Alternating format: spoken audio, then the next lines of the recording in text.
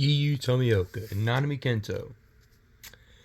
I'm getting to the final stretch for Demon Slayer vs. Jujutsu Kaisen. This matchup is probably not even a discussion, but there are two important mentors and characters. The main characters, respectively,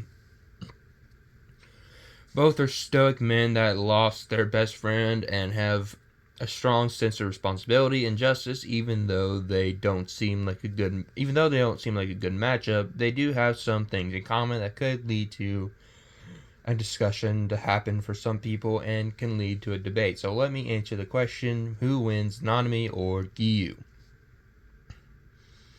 Just like my two previous videos of Demon Slayer vs. Jujutsu Kaisen, I'm going to do their best feats because going through every appearance isn't exactly needed at all. So let me get straight to the point. Strength. Compared to base Sanemi in sparring, he parried attacks from Akaza. He increased his strength by an order of magnitude, matched a serious Akaza, being able to make shallow cuts on his neck, overwhelmed a serious Akaza the longer the fight continued by obliterating his body with drop, ripple thrust, and constant flux. Parried attacks from Muzan, clashed with Nanami to turn their sword red, comparable to the other marked Hashira, and with constant flux and bright red Nichiren sword, burnt a layer of the Infinity Fortress with constant flux. Speed. Can keep up with a casual Akaza compared to an unmarked Mitsuri who can dodge lightning from Sohakuten, and with the Demon Slayer mark, increased his speed by an order of magnitude, kept up with a serious Akaza, and outsped his round shockwave, blood demon art attacks, and feet.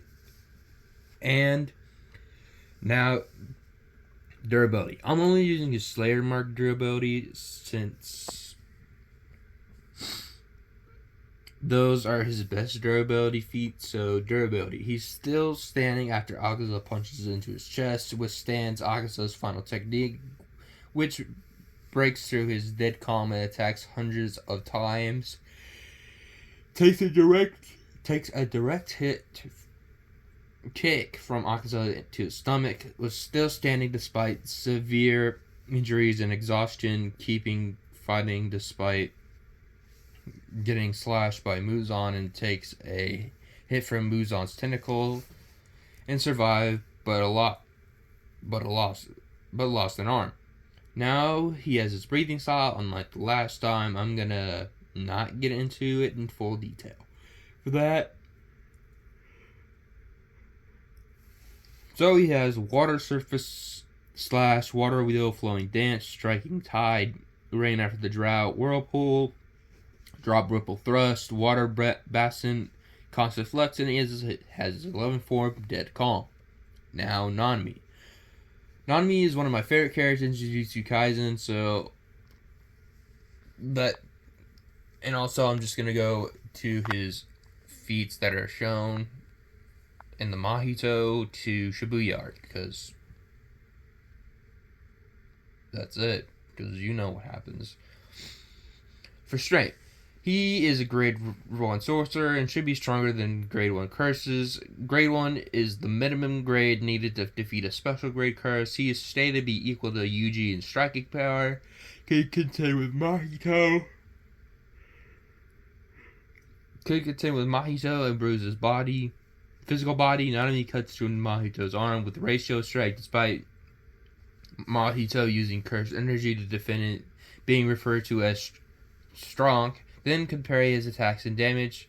His body alongside Yuji could hold his own against Dagon's domain Shikigami for over a minute and could cut them apart during overtime. His overtime binding vow increases his output of cursed energy to 110 to 120%. Using overtime, his collapse technique, Nanami destroys a significant portion of the sewer he fought Mahito in one hit. Nanami collapse technique causes a 2.0 earthquake. His Shigemo and sense of flying. Shigemo states that he could have died if not for his innate technique, which gives him the luck to survive fatal blows. Overpowers Dagon, the special grade, but doesn't harm him, and Black Flash is stated to be equal to the normal hit of power of 2.5. He one-shot several grade 1 special cursed spirits with consecutive Black Flashes. Speed. Should be very much compared to Yuji, who was considered fast by Hanami, who stated he was more agile than Maki.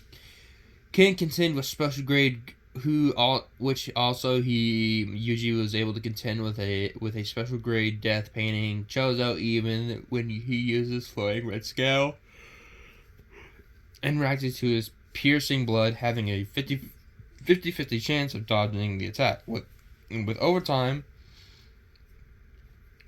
Nanami attempts to overwhelm Nanami's attempts to overwhelm Dagon with a furious strikes, blitzes the transfigured humans, and overwhelms 3 cursed spirits with quadruple Black Flashes. Now for durability. Should be compared to his AP during overtime compared to a brick wall by Shigema, who cannot cut him, being mauled by Shikigami in Dagon's domain, but isn't severely injured. Takes a point-blank blast of Shogo's fire.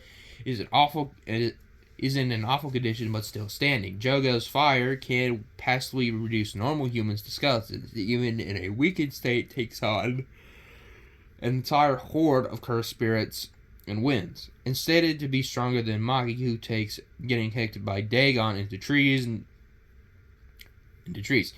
Now for techniques. He has Black Flash. His ratio, Nanami divides his target into attempts and creates weak points to 7-3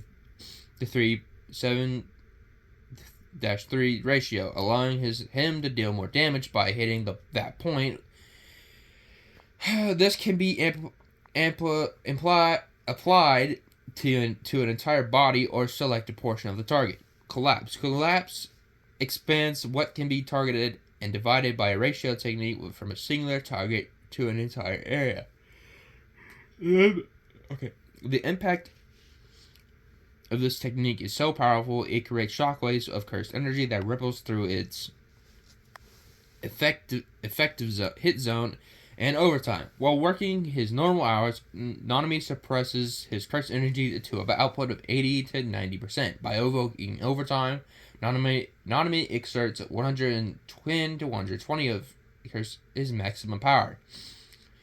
Nanami can actively break the vow and use 100% of his cursed energy at any given time, but it using overtime in that case would only result in a 1% increase.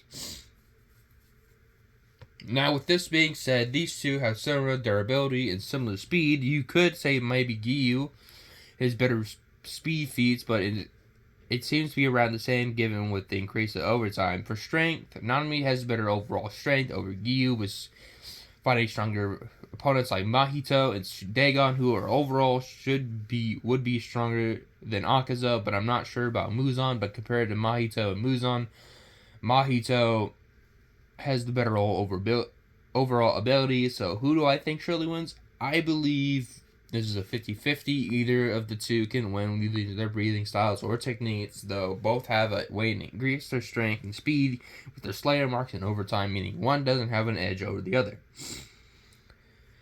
This is the end of the video. I'll see you all next time with the final video for JJK versus Demon Slayer, being Kashimo versus Kokushibo. But I'm going to take a little break doing a few kaiju videos, a dinosaur video, then on to the Kokushibo versus Kashimo fight. So I'll see y'all next time. See ya.